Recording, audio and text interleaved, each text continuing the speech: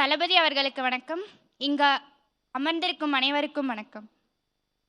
அன்னையிலிருந்து தளபதி அவர்கள் நீட்டை அப்போஸ் பண்ணிட்டு இருக்காரு. இன்னி வரைக்கும் அதே ஸ்டாண்ட்ல இருக்காரு. அரசியலுக்கு எத்தனையோ பேர் நீட்டை ஒழிப்போம்னு சொல்லிட்டு நாங்கள் கொடுத்த லெட்டர்ஸை ஒழிச்சு மட்டும்தான் வச்சாங்க. ஆனால் சார் மட்டும்தான் அதுக்கு ஒரு பெர்மனன்ட் சொல்யூஷன் கொடுத்துருக்காரு. கரண்ட் லிஸ்ட் அப்புறம் மாநில பட்டியல் அதெல்லாம் சுட்டி காட்டினது தளபதி அவர்கள் மட்டும்தான். எங்களை எல்லாரும் ஒரு அரசியலா பார்த்தப்போ தளபதி அவர்கள் மட்டும்தான் எங்களை ஒரு உணர்வா பார்த்தாரு.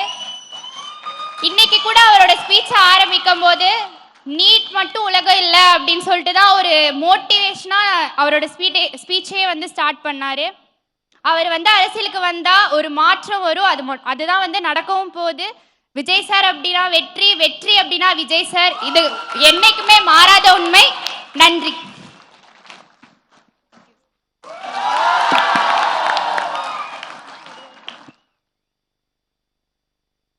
அண்ணா, ஒரு வருஷத்துக்கு முன்னாடி நான் வந்திருந்தேன் இந்த ஸ்டேஜ்க்கு ப்ரைஸ் வாங்க +2ல மார்க் எடுத்ததுக்காக. அப்போது என் தம்பியை நான் கூட்டிகிட்டு வரணும்னு நினச்சப்போ அவனால் வர முடியல. ஏன்னா கார்டுக்கு 3 பேர் தான் வர முடியும்னு சொல்லியிருந்தாங்க.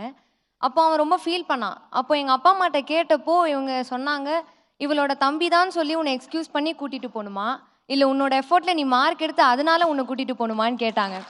அவன் அதை செஞ்சு காட்டினதோடு இல்லாமல் அவன் கூட என்னை கூட்டிகிட்டு வந்திருக்கான். இப்போது எங்களை மாதிரி சின்ன பசங்கள்லாம் எங்கள் பேரண்ட்ஸ்க்கு என்ன பண்ண முடியும்னு நாங்கள் நினச்சிக்கிட்டு இருந்தப்போ அவங்கள இந்த மாதிரி ஒரு ஸ்டேஜில் ஏற்றி ஹானர் பண்ண முடியும்னு நீங்கள் சொன்னது மட்டும் இல்லாமல் தொடர்ந்து பண்ணிக்கிட்டும் இருக்கீங்க.